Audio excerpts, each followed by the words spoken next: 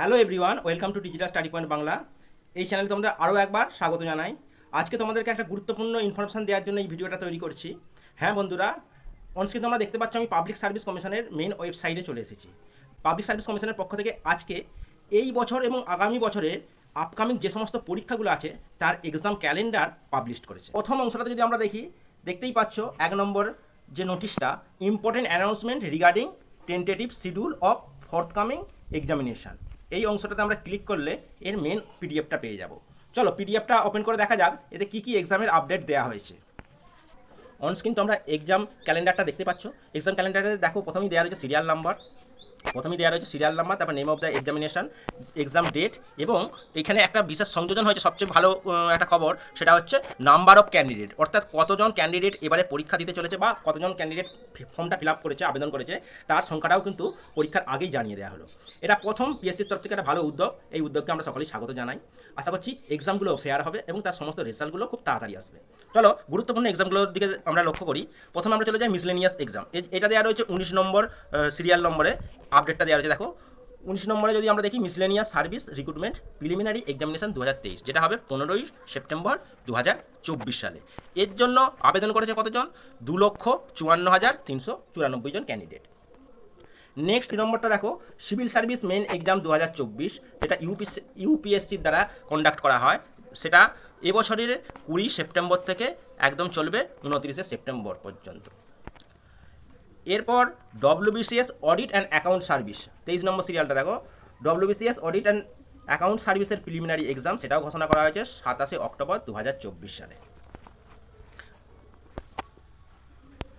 24 নম্বর অংশটা দেখো, clerkship part 1 examination 2023। এটা হতে চলেছে নভেম্বর মাসে 16 এবং 17, 2 দিনে, 16-17 নভেম্বর 2 দিন ধরে এই পরীক্ষাটা হবে। এই পরীক্ষায় এই বছরের ফিল আপ করা সবচেয়ে বেশি ক্যান্ডিডেট আবেদন করেছে, প্রায় 7 লক্ষ, দেখতেই পাচ্ছ 7,14,413 জন। প্রতিযোগিতা অনেকটাই বেশি, তবে এর সিটটাও কিন্তু অনেক বেশি রয়েছে। 5,000 থেকে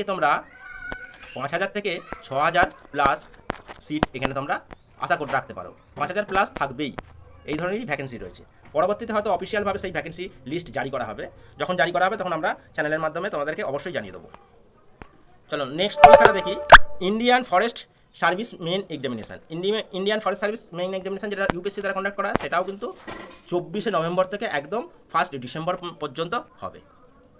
অনস্ক্রিন তোমরা দেখতে পাচ্ছ 27 নম্বর অংশটাতে যদি আমরা দেখি, 27 নম্বর সিরিয়াল নম্বরে WBCS preliminary exam 2024, exam date দেওয়া হয়েছে 15ই ডিসেম্বর। হ্যাঁ বন্ধুরা, এর নোটিফিকেশান এখনও পর্যন্ত আসেনি, তবে আগামী মাসে অর্থাৎ জুলাই মাসের মধ্যে 2023 সালের যে ডব্লিউবিসিএস এক্সাম হয়েছিল তার প্রিলিমিনারি রেজাল্ট বের হতে চলেছে। হ্যাঁ বন্ধুরা, ঠিকই শুনেছো তোমরা, ডব্লিউবিসিএস 2023-এর প্রিলিমিনারি এক্সামের রেজাল্ট আগামী মাস অর্থাৎ জুলাই মাসে বের হচ্ছে, এবং রেজাল্ট বেরোনোর সাথে সাথে নিউ নোটিফিকেশানও জারি হয়ে যাবে জুলাইয়ের শেষ দিক করে বা আগস্টের প্রথমে, এবং এর এক্সাম শুরু হবে ডিসেম্বরে।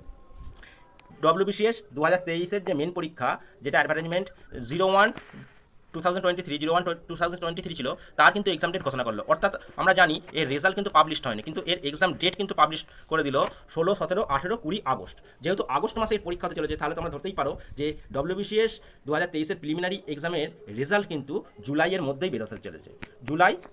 জুলাইয়ের মধ্যেই এর রেজাল্ট বেরোচ্ছে, তো আগামী মাসেই কিন্তু ডব্লিউবিসিএসের রেজাল্ট আউট হচ্ছে। এটা একটা খুশির খবর। এই ছিল গুরুত্বপূর্ণ আপডেট। সম্পূর্ণ পিডিএফটা আমি টেলিগ্রাম চ্যানেলে দিয়ে রাখছি। টেলিগ্রাম চ্যানেলের লিঙ্ক তোমরা ভিডিও ডেসক্রিপশন পেয়ে যাবে। দেখা হচ্ছে পরবর্তী ভিডিওতে।